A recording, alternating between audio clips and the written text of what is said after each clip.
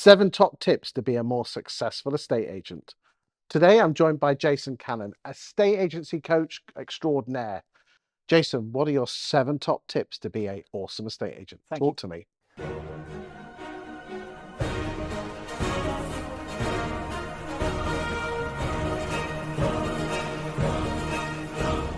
Thank you, Chris. Number one, the simplest form of lead generation. So ESP, effort, success, progress. So this is something you can do with yourself if you're that solo entrepreneur agent or if you're in a team of agents. So end of every day or the beginning of the next day in your morning meeting or your close off meeting at the end of the day, talk to me about something that you gave 100% effort to today, Chris. Let's talk about that. Let's talk about a success today, a win, that signed contract, that exchange, that happy client testimony. And that's the third part, the P, is progress. Let's talk about your personal progress as the agent. So all these 3 things are as a boss saying to the neg or valuer. Yeah. It's a 5, 6, 7 minute conversation.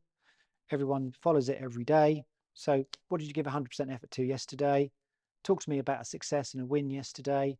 What progress are you making? Are you doing this at the end of the day or the start of the day? I'm doing it typically at the beginning of the day. But sometimes we're not all in the office at the same time in the morning, so you might do it at the end of the day. So pick your time. The final part of that, your lead generation, is you're going to send 2 messages, text, email, or WhatsApp. The first one's going to be a gratitude. Chris, thank you so much for your time yesterday in Grantham. Loved it. And the second part of that is going to be a text, a WhatsApp, or an email to somebody that you've probably neglected for the last 6 months or year. Yeah. Sorry, I've not been in touch. Sorry, I've not followed up.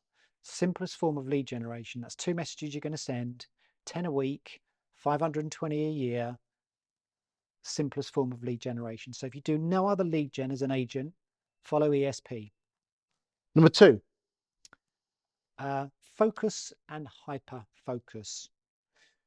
I talk to a lot of agents and I see a lot of agents and businesses that are the London agent.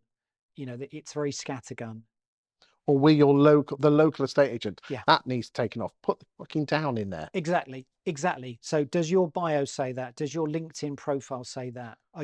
Do you want to be number 1 agent in Grantham? Do you want to be number 1 agent in Battersea? Do you want to be number 1 agent in X town? Yeah. So focus and hyper focus. You can't start a fire if you keep moving around.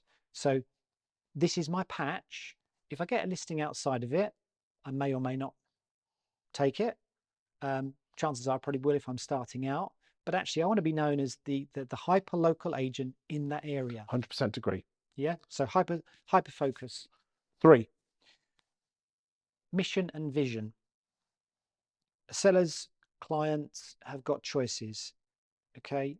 Most agents are pretty generic. The public's perception is agents are all the same, isn't it? Well, we all look the same. We all have for sale boards. We go on Rightmove. You're all home, buy, rent, sell, about us, meet the team. Yeah. A load of rubbish. What sells are the stories that you tell your customers. Indeed, I agree. Your successes. Yeah. Said with passion. Here's my mission. This is why I'm doing what I'm doing. I'm here to educate agents so they can be the best version of themselves. 4. Processes. Fall in love with every process in your business. So your pre-call conversation with a potential client, your consultation conversation with an applicant, your lead generation process. Score all of those processes 0 to 10, 0 being you're bloody awful at it, 10 you're an absolute wizard at it, and get everything written down, your playbook for your business. This is how we do our lead generation. This is our road that we choose to follow for lead generation. This is our canvassing process. This is our pre-call conversation process. This is our listing process. This is our post-sale process. This is our referral conversation process.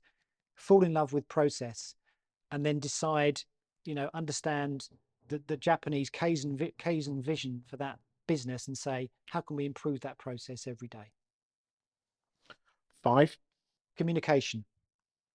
Look at how you communicate with your customers, how you communicate with your staff. Understand that you're probably not that good at communicating. Simply by asking a question of a potential client, how would you like us to communicate with you, Chris? What works for you best? We know that the vast majority of complaints about estate agency is poor communication. So commit to being a master communicator, commit to improving your vocabulary, commit to improving, who you're listening to, what are you reading, what podcasts are you tuning into. So who are the master negotiators, who are the master communicators, because communication, the best communicators make the best estate agents. 6. Referral conversation, something that agents are really poor at because they're very transactional. I've just moved you, here's your keys, see you in 7 years. If you had a referral conversation with everybody that you meet, it's the McDonald's one more question, isn't it? Would you like fries with that, Chris? Do you want to go large? So do you have one more question? Do you have that referral question? You can ask it in a soft way. And so I'd ask you that question. What advice, Chris, would you give the small business owner to find more business? You don't have to answer it now. Yeah. But we like being asked for our advice. We love being asked our opinion on things. Yeah. So not, will you refer me and recommend me, Chris? Because that's a bit too kind of, it's too American, isn't it? Yes, it is. Yeah. It's too harsh. You'll recommend me, Chris, to all your friends and family, won't you?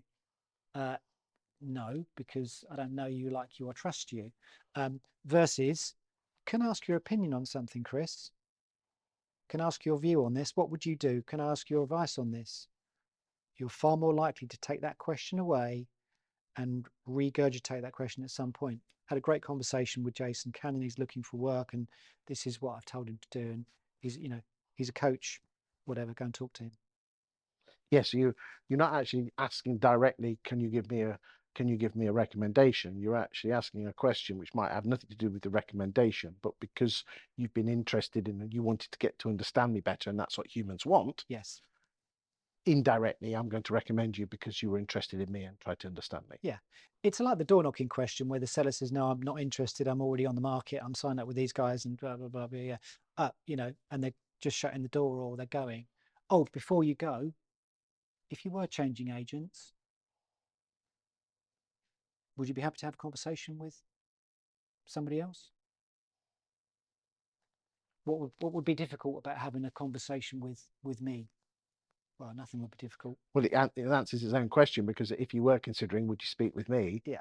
So it's an ultimate yes, and then all of a sudden we're off again. Yeah. What's the final 7th one? Your Google review process. We spoke about this earlier, and the need to follow a road that's going to grow your business. So whether that's door knocking mastery, some would agree, some wouldn't. Whether that's social media, or whether that's building your business on Google reviews or Trustpilot reviews. There's some good data that shows us that Google love those businesses that have got the most 5-star reviews. So build your business on that. Set yourself a little target. Have a little league table with your other business, other businesses that you work with. Say, right, Chris has got 40, I've got 42. Come on, let's get to 45, because that is really going to drive your business. Gamification. Jason, thank you for your time today. Thank you, Chris.